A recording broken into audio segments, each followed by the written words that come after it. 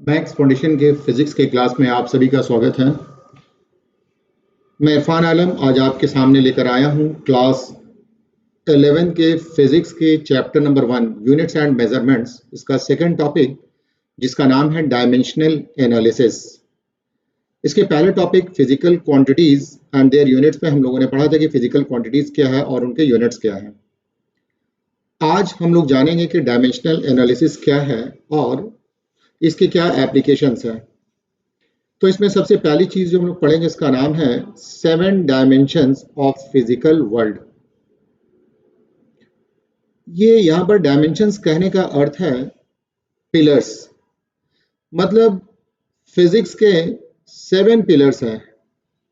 मतलब जितने भी डेराइव्ड फिजिकल क्वांटिटीज हैं, जितने भी डेराइव्ड फिजिकल क्वांटिटीज हैं, वो सारे के सारे derived physical quantities 7 fundamental physical quantities को मिलाकर बनाए गए हैं।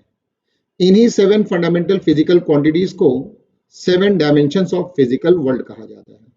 तो यहाँ देखेंगे, all the derived physical quantities are obtained by combining 7 fundamental physical quantities. These 7 fundamental physical quantities are called 7 dimensions of physical world. इसमें सबसे पहला नंबर आता है मास का, दूसरा है लेंथ का, तीसरा है टाइम का, चौथा है टेम्परेचर का, पांचवा है इलेक्ट्रिक करंट, छठा है ल्यूमिनस इंटेंसिटी और सातवां है अमाउंट ऑफ सब्सटेंस। आइए नेक्स्ट हम लोग जानते हैं कि डायमेंशंस क्या होता है। तो डायमेंशंस ये पावर है। किस चीज का पावर है? तो ये पावर है फंडामेंटल फिजिकल क्वांटिटीज का। डेराइव्ड फिजिकल क्वांटिटीज बनाने के लिए फंडामेंटल फिजिकल क्वांटिटीज पर जो पावर लगाया जाता है, इसी पावर को कहा जाता है डायमेंशंस। जैसे आपको मालूम है एरिया,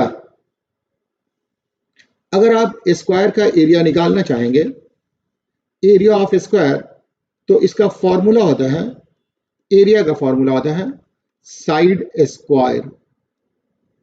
तो ये जो आप देख रहे हैं साइड, यही आपको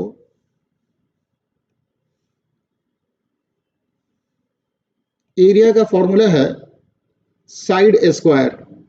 साइड के मतलब होता है लेंथ। तो एरिया एक डिराइव्ड फिजिकल क्वांटिटीज है और इसे बनाने के लिए आपको ये लेंथ का स्क्वायर। तो एरिया एक डिराइव्ड फिजिकल क्वांटिटीज है और लेंथ फंडामेंटल फिजिकल क्वांटिटीज है। तो फंडामेंटल फिजिकल क्वांटिटीज पर आपने जो पावर 2 लगाया है, इसी पावर को कहा जाता है डायमेंशन। तो dimensions, it is the power of fundamental physical quantities to which it is raised to get a derived physical quantities. आइए आगे देखते हैं। एग्जाम्पल के तौर पे अगर आप वॉल्यूम देखेंगे इन फिजिकल क्वांटिटी वॉल्यूम, तो वॉल्यूम में आप देखेंगे कि लेंथ का पावर 3 है। इसका मतलब ये हुआ कि वॉल्यूम में लेंथ का डायमेंशन 1 है, मास और टाइम नहीं है, तो इसका डायमेंशन 0 हो जाएगा। Dimension of mass 0, dimension of length 3, dimension of time 0। इसी तरह से जब आप स्पीड की बात करेंगे, तो स्पीड का फॉर्मूला आता है लेंथ बाई टाइम। टाइम को ऊपर ले जाएंगे तो लेंथ इंटू टाइम का पावर -1 हो जाएगा। तो स्पीड में लेंथ का जो डायमेंशन है, डायमेंशन ऑफ मास ये 0 है, डायमेंशन ऑफ लेंथ ये 1 है और डायमेंशन ऑफ टाइम ये -1 है। नेक्स्ट है डायमेंशनल फॉर्मूला। डायमेंशनल फॉर्मूला ये एक एक्सप्रेशन होता है जो ये दर्शाता है कि उस फिजिकल क्वांटिटीज में कौन कौन से फंडामेंटल फिजिकल क्वांटिटीज यूज किए गए हैं और कितने पावर से यूज किए गए हैं। तो आप देखेंगे पहले फिजिकल 7 फंडामेंटल फिजिकल क्वांटिटीज का डायमेंशनल फॉर्मूला। जैसे मास, मास का डायमेंशनल फॉर्मूला m, लेंथ इसका l, टाइम का t, इलेक्ट्रिक करंट का a, टेम्परेचर का k। अब आप चले आए एरिया का, तो एरिया का फॉर्मूला होता है लेंथ का स्क्वायर और लेंथ के लिए हम लोग लिखते हैं l, ऊपर लिखा हुआ है लेंथ के लिए l, तो एरिया का डायमेंशनल फॉर्मूला हो जाएगा l स्क्वायर। वॉल्यूम, वॉल्यूम होता है लेंथ का पावर 3, तो लेंथ के लिए l और इसका पावर 3 है, तो l का पावर लगा दिया 3, तो वॉल्यूम का डायमेंशनल फॉर्मूला आ जाएगा L3। इसी तरह से आप और भी फिजिकल क्वांटिटीज का डायमेंशनल फॉर्मूला निकाल सकते हैं। जैसे आप चले आए सबसे पहले स्पीड का डायमेंशनल फॉर्मूला निकालने के लिए, तो स्पीड आप देखेंगे, स्पीड होता है distance divided by time. Distance real में ये लेंथ है, और लेंथ को जब आप टाइम से डिवाइड करते हैं तो आपको मिलता है स्पीड। तो लेंथ फंडामेंटल फिजिकल क्वांटिटीज है, टाइम फंडामेंटल फिजिकल क्वांटिटीज है। लेंथ का डायमेंशनल फार्मूला एल और टाइम का टी, टी को ऊपर ले जाएंगे तो एल टी माइनस वन हो जाएगा। तो स्पीड का डायमेंशनल फार्मूला हो जाएगा एल टी माइनस वन। इसी तरह से आप वेलोसिटी का डायमेंशनल फार्मूला निकालेंगे तो वेलोसिटी का डायमेंशनल फार्मूला, वेलोसिटी होता है डिस्प्लेसमेंट बाय टाइम, डिस्प्लेसमेंट के लिए हम लोग एल लिखेंगे, टाइम के लिए टी लिखेंगे, तो वेलोसिटी का डायमेंशनल फार्मूला हो जाएगा एल टी माइनस वन। अगर आप इसी तरह से एक्सीलरेशन का डायमेंशनल फार्मूला मालूम करते हैं तो एक्सीलरेशन होता है change in velocity divided by change in time. Acceleration का dimensional formula change in velocity divided by change in time. तो वेलोसिटी का dimensional formula L T minus one और टाइम का डायमेंशनल फार्मूला टी, तो ये हो जाएगा एल टी माइनस टू। इसी तरह से आप लीनियर मोमेंटम का निकालेंगे तो मास इंटू वेलोसिटी, मास का डायमेंशनल फार्मूला m, वेलोसिटी का एल टी माइनस वन, तो M L T minus one, ये आपको लीनियर मोमेंटम का डायमेंशनल फार्मूला हो जाएगा। इसी तरह से फोर्स का डायमेंशनल फार्मूला निकालेंगे, फोर्स का फार्मूला होता है मास इंटू एक्सीलरेशन, मास के लिए m, एक्सीलरेशन के लिए एल टी माइनस टू, तो इसका डायमेंशनल फार्मूला आ जाएगा M L T minus two. तो अगर आपको mass, length, time, electric current, temperature, speed, velocity, linear momentum, force और वर्क, इसका डायमेंशनल फार्मूला मालूम है तो आप किसी भी अननोन फिजिकल क्वांटिटीज का डायमेंशनल फार्मूला निकाल सकते हैं। तो आइए हम लोग आगे की तरफ चलते हैं, कुछ और फिजिकल क्वांटिटीज के बारे में जानते हैं।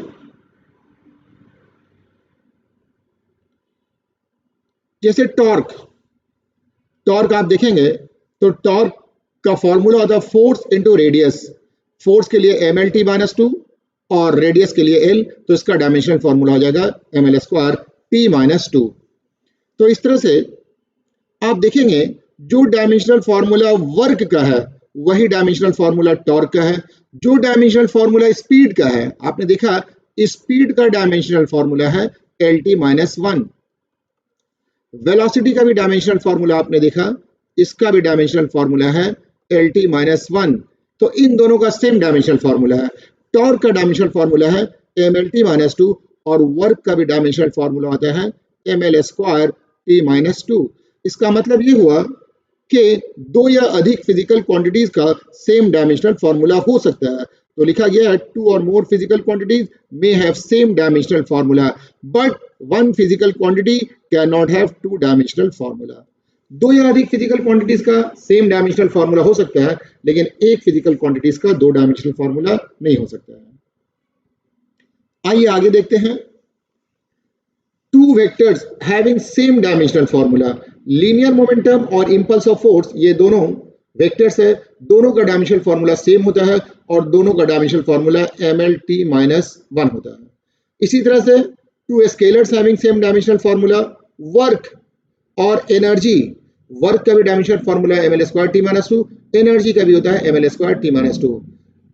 अब scalar and a vector having same dimensional formula, speed scalar है, इसका dimensional formula L T minus one, velocity vector है, इसका डायमेंशनल फार्मूला भी एल टी माइनस वन। मतलब दो फिजिकल क्वांटिटीज का सेम डायमेंशनल फार्मूला हो सकता है। नेक्स्ट है डायमेंशनल इक्वेशन।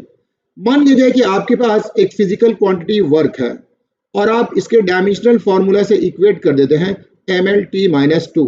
तो अगर किसी फिजिकल क्वांटिटीज को उसके डायमेंशनल फार्मूला से इक्वेट कर दिया जाए तो एक इक्वेशन बनता है, इस इक्वेशन का नाम है डायमेंशनल इक्वेशन। जैसे F is equal to M L T minus two, ये एक डायमेंशनल इक्वेशन है। W is equal to M L square T minus two, ये दूसरा डायमेंशनल इक्वेशन है। आइए आगे देखते हैं।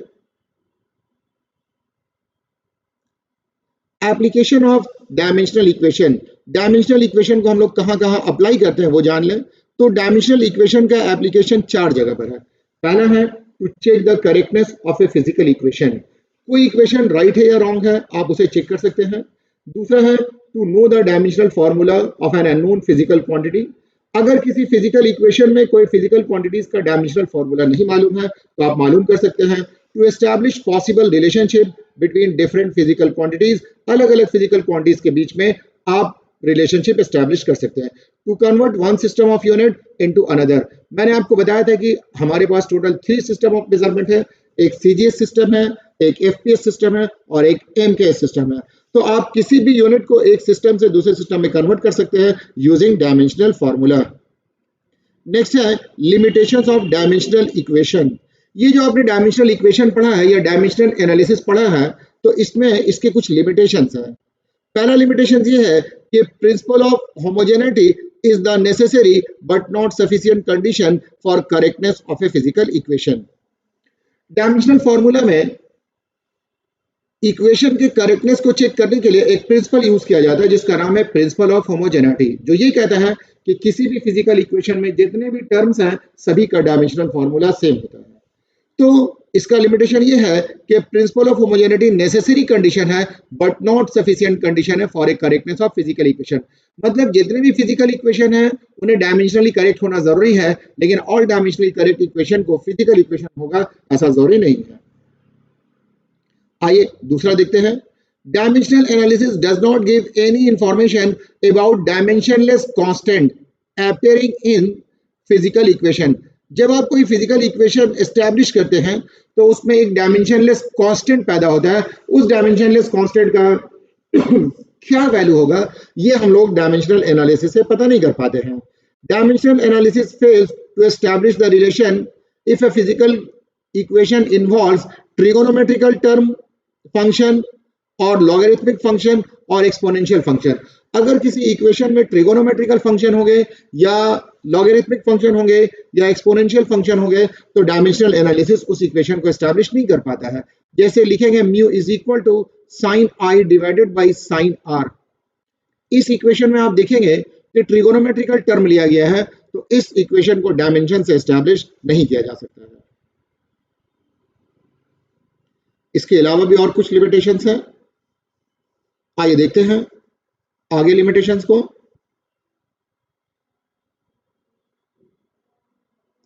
Dimensional analysis does not applicable for a physical equation having more than 3 variables। अगर कोई फिजिकल क्वांटिटीज जो 3 से अधिक वेरिएबल्स पर डिपेंड करता है तो उस डायमेंशनल एनालिसिस को यूज करके हम लोग रिलेशनशिप एस्टैब्लिश नहीं कर सकते हैं। Dimensional analysis does not show if a physical quantity is a scalar और वेक्टर। डायमेंशनल एनालिसिस से आप ये नहीं बता पाएंगे कि कोई फिजिकल क्वांटिटीज स्केलर है या वेक्टर है, ये पता नहीं चल पाएगा। आइए कुछ और फिजिकल क्वांटिटीज के बारे में जानते हैं। एक कहलाता है डायमेंशनलेस कांस्टेंट, मतलब ऐसा कांस्टेंट जिसका मास, लेंथ और टाइम तीनों का डायमेंशन 0 हो और वो कांस्टेंट हो, तो ऐसे कांस्टेंट को डायमेंशनलेस कांस्टेंट कहा जाता है। जितने भी नंबर हैं, जैसे 5 एक नंबर है, इसका डायमेंशनलेस कांस्टेंट, इसका डायमेंशनल फॉर्मूला होगा m0 l0 t0, तो इसको कहा जाएगा डायमेंशनलेस कांस्टेंट। एवोगाड्रोस नंबर, ये आप देखेंगे इसमें मास, लेंथ और टाइम सभी का पावर 0 है, तो ये भी डायमेंशनलेस कांस्टेंट है। पाई ये डायमेंशनलेस कांस्टेंट है। उसके बाद नेक्स्ट है डायमेंशनलेस वेरिएबल्स, मतलब ये हुआ कि वो वेरिएबल्स हैं, मतलब उनका वैल्यू चेंज करता है लेकिन वो डायमेंशंस नहीं होता है। जैसे एंगल, आप एंगल लेते हैं 45 डिग्री का एंगल, 50 डिग्री का एंगल, 30 डिग्री का एंगल, तो एंगल का वैल्यू चेंज हो सकता है लेकिन इसके डायमेंशनल फॉर्मूला में मास, लेंथ और टाइम तीनों का पावर 0 होता है। रिफ्रैक्टिव इंडेक्स, ग्लास का रिफ्रैक्टिव इंडेक्स 1.5 होता है, वाटर का रिफ्रैक्टिव इंडेक्स 1.3 होता है, डायमंड का रिफ्रैक्टिव इंडेक्स 2.2 होता है। तो कहने का मतलब ये है कि रिफ्रैक्टिव इंडेक्स चेंज करता है लेकिन इसके मास, लेंथ और टाइम का डायमेंशन जो है वो 0 होता है। स्ट्रेन, ये भी आपको डायमेंशनलेस फिजिकल क्वांटिटीज है। आइए नेक्स्ट देखते हैं।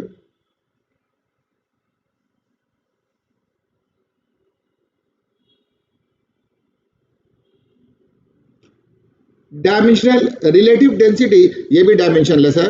नेक्स्ट है डायमेंशनल कांस्टेंट, मतलब ऐसा कांस्टेंट जिसका डायमेंशनल फॉर्मूला होगा और वो कांस्टेंट होता है।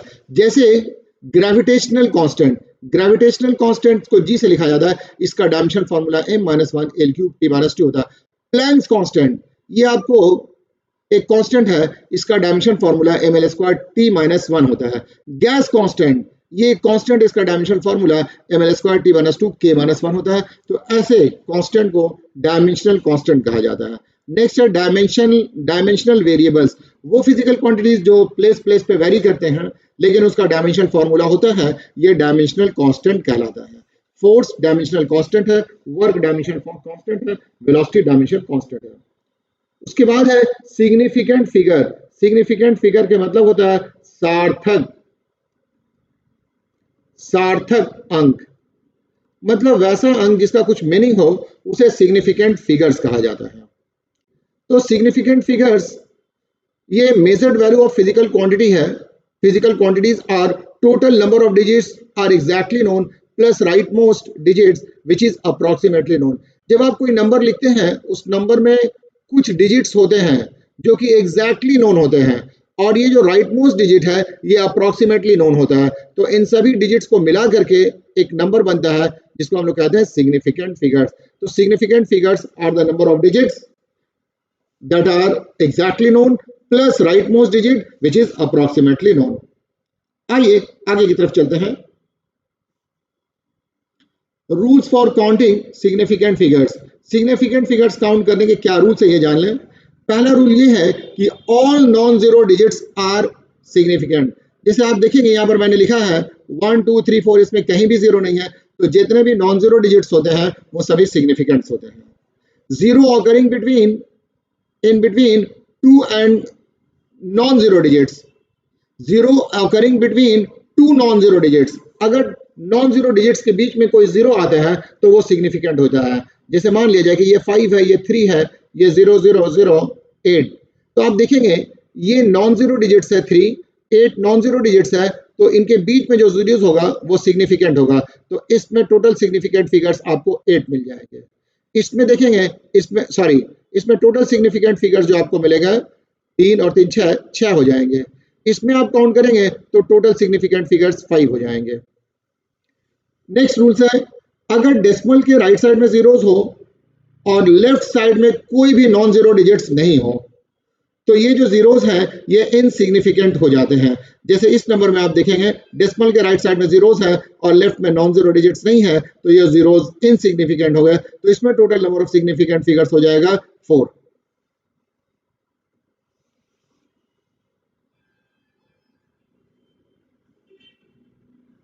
आइए आगे देखते हैं।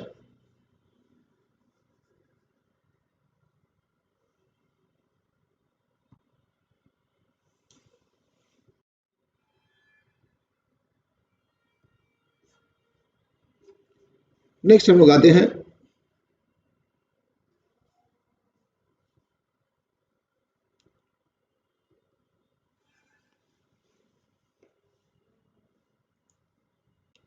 इसमें total number of significant figures मैंने बता दिया कि 4 है।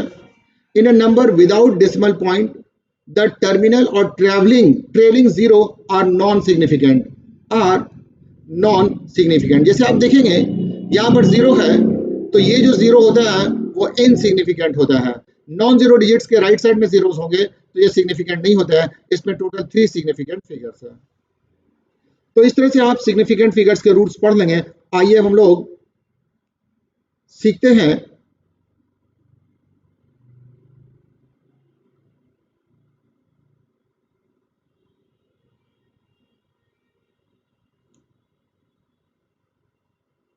नेक्स्ट हम लोग करते हैं डायमेंशनल एनालिसिस के मल्टीपल चॉइस क्वेश्चन। आइए सबसे पहले पूछा जाएगा कि ml-1 t-2 ये डायमेंशनल फॉर्मूला कौन से फिजिकल क्वांटिटीज का।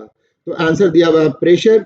आप जानते हैं कि प्रेशर का फॉर्मूला होता है फोर्स डिवाइडेड बाय एरिया। तो फोर्स का डायमेंशनल फॉर्मूला होता है ml-t-2 और एरिया का डायमेंशनल फॉर्मूला होता है एल स्क्वायर। एल और एल कैंसिल हो जाएगा तो एक एल बचेगा, ml-1 t-2 ये डायमेंशनल फॉर्मूला हो जाएगा प्रेशर का।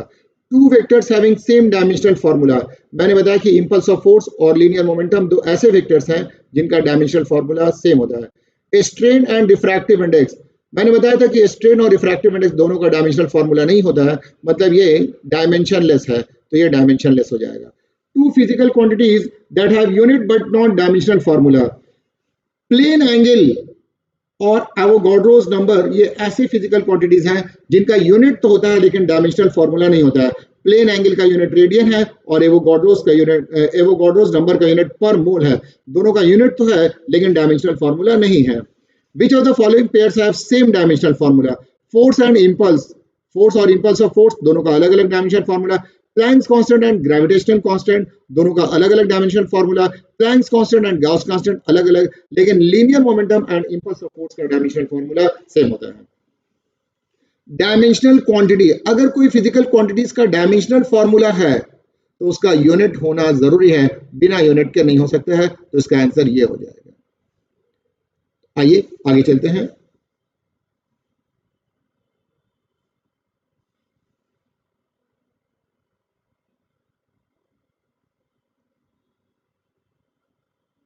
The dimensional formula of gravitational constant and gas constant.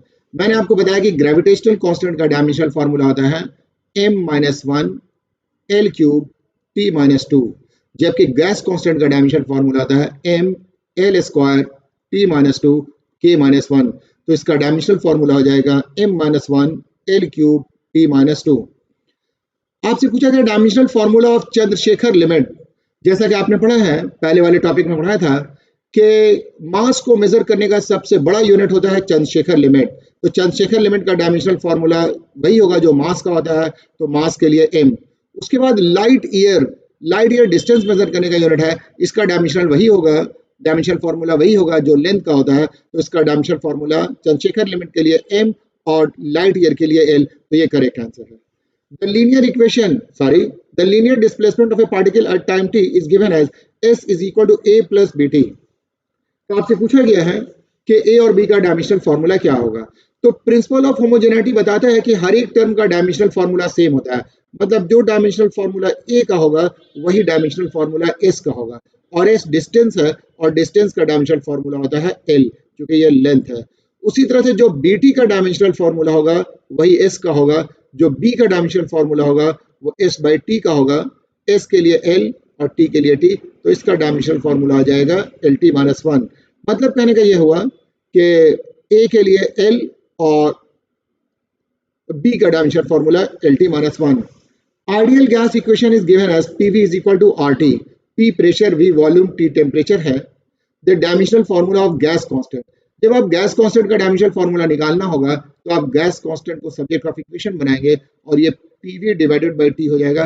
P pressure है, इसके लिए ml-1 T-2, V वॉल्यूम है, इसके लिए L क्यूब, और T टेम्परेचर इसके लिए K।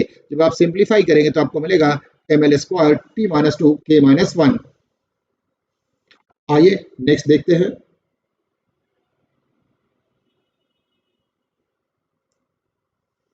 The angular displacement theta of a particle at time t at a distance x is given as theta is equal to kx minus omega t। The dimensional formula of k देख लें क्या है। जो dimensional formula theta का होगा वही kx का होगा, जो डायमेंशनल फॉर्मूला k का होगा वो थीटा बाई x का होगा।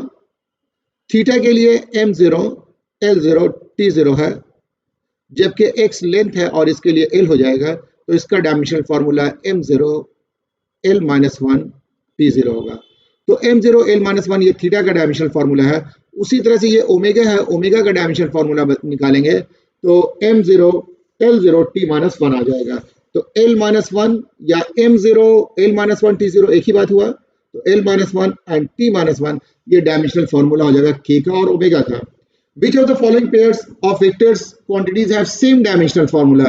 तो ये तो कई एक बार हो गया, linear momentum and impulse of force, इसका dimensional formula same होगा। Which of the following pairs of physical quantities do not have same dimensional formula? Work और torque दोनों का dimensional formula same होता है।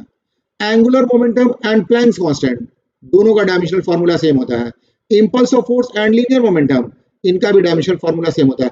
Tension and surface tension and surface tension दोनों का dimensional formula अलग अलग होता है।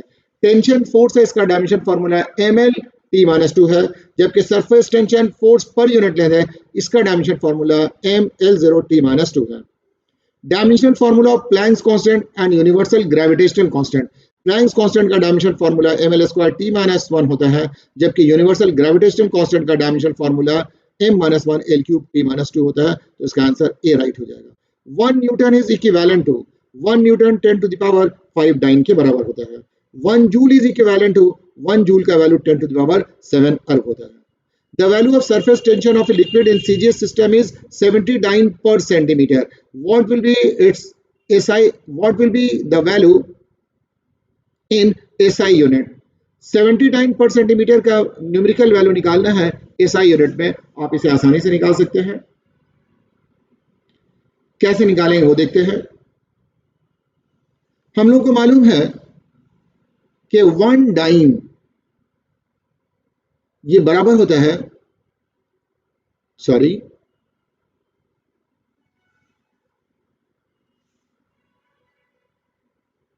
फिर से देख लें, 1 into 10 to the power 5 dyne ये बराबर होता है 1 न्यूटन के। तो 1 डाइम बराबर हो जाएगा 1/5, 1/10⁵ इतना न्यूटन के।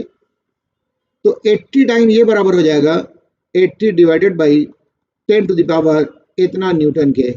ये ऊपर चला जाएगा तो ये 80 into 10 to the power -5 newton हो जाएगा। तो देखिए कौन सा आंसर होगा, 70 डाइम, सॉरी 7 था ना, आई एम सॉरी, ये 7 था। तो 7 इंटू 10 टू द पावर -5 हो जाएगा, और 7 इंटू 10 पावर -5 को आप इंटू करेंगे तो 7 इंटू 10 टू द पावर -4 हो जाएगा। इसका आंसर रॉन्ग है, इसका आंसर ये वाला होना चाहिए, 7 into 10 to the power -4। So this is the right answer.